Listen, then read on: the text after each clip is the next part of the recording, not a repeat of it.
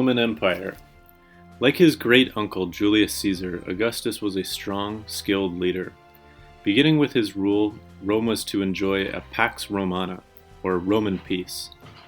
This time of peace for the Romans lasted for more than 200 years, from 27 BC to AD 180. During this period, the Roman Empire continued to grow in size. The empire expanded to include lands all around the Mediterranean Sea. For this reason, the sea became known as the Roman Lake. Millions of people speaking many languages and following different customs lived in the empire. The Roman Empire required a strong government and one that the people would accept. Augustus carefully chose people to serve as governors for the provinces. He issued decrees that gave Roman citizenship to those who lived in the provinces. Citizenship gave people special protection. One law said that citizens could not be forced to speak against themselves in law courts. This and other principles or rules set up by the Romans are important parts of the legal systems of many countries today. The Romans were the first to take a census, or account of a country's people. The census helped to make sure that Roman citizens paid any taxes or gave any military service that they owed.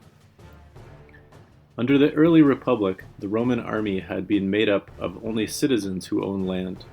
Roman leaders believed that they would fight harder to defend Rome than landless people would. As the borders of Rome grew, more soldiers were needed, so the army was open to volunteers. By about 20 BC, the Roman Empire had a standing army of some 300,000 soldiers. Most were well-trained professionals whose skills made the Roman army one of the most successful military forces in history.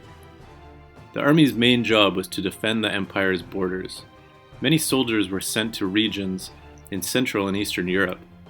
Other important army posts were in Britain, Egypt, Syria, Asia Minor, and Northern Africa. In addition to the military role, Roman soldiers built army posts throughout the empire. They also built about 50,000 miles, about 80,000 kilometers of roadways. The roads allowed the Roman army to move quickly and made the exchange of goods and ideas possible over the empire. This led to cultural diffusion, or the spread of ideas, among the provinces. Review question: how did Roman roads unite the empire? Rome was the capital of the Roman Empire. It was also the empire's largest city, with more than 4 million people. No other city was more splendid. Augustus ordered his government offices, libraries, temples, and public baths to be built, and existing buildings to be repaired. "I found Rome a city of bricks, and left it a city of marble," Augustus said. In the city's center stood huge government buildings called basilicas. New temples and other buildings rose beside them. On a stretch of level ground near the Tiber River was the Forum, a public place where people could meet for business or recreation. Merchants sold fresh meats, vegetables, pottery, cloth, and luxury goods from the eastern provinces, carved in stone there, and papyrus scrolls were filled with writing. Ideas from Greek architecture could be seen in many buildings. Roman builders admired the beauty of Greek architecture and used Greek styles of columns in their own buildings. They also used arches, as the Etruscans had. Roman architects later added ideas of their own, such as domes. A famous example is a building known as the Pantheon. Pantheon means Temple of all the Gods. Built by the Emperor Hadrian in AD 125, the Pantheon features a dome that is more than 141 feet, or 43 meters in height. Some of the new buildings were theaters and sports arenas, where Romans could watch entertainment. The largest arena was the Colosseum, which could hold 50,000 people. It was built by the Emperor Vespasian in about AD 72. At the Colosseum, Romans watched battles between gladiators. The gladiator was a slave or a prisoner who fought, often to the death, for the entertainment of the citizens. Because of its splendor, the leaders of provinces in different parts of the empire wanted to remodel their cities after Rome. As far away as Britain and Syria, people built arenas, basilicas, baths, forums, libraries, and temples. All across the empire, Romans also built aqueducts. An aqueduct is a system of bridges and canals used to carry water to a city. The Roman aqueducts carried water from faraway rivers and mountain streams to the cities. Life. Rome often looked to Greece for other cultural ideas besides architecture. Roman artists, sculptors, and writers adopted the Greek styles. The ideas of Greek philosophers such as Aristotle, Plato, and Socrates also spread to Rome. In fact, many wealthy Romans hired Greek scholars to teach their children. Roman artists and writers created works that brought out feelings of patriotism or love of country among the Roman people. Augustus especially wanted an epic that would tell the story of Rome's heroic past. A poet, Virgil, was asked to write it.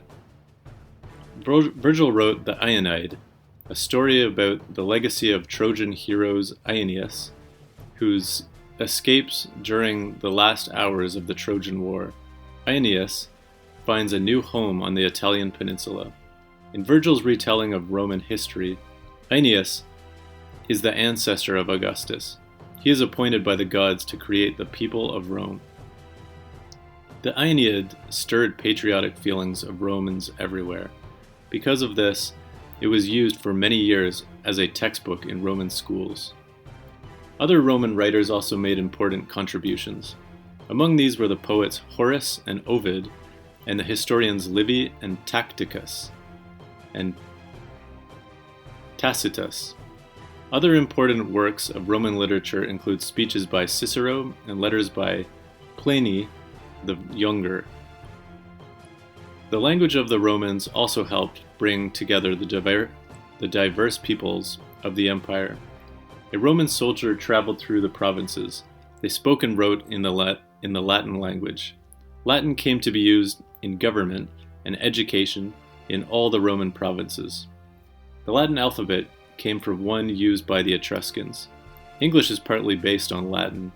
In addition, the Latin alphabet is used to write in English and many other languages today. Question: why did the poet Virgil write the Aeneid? Pompeii. Understanding environment and society.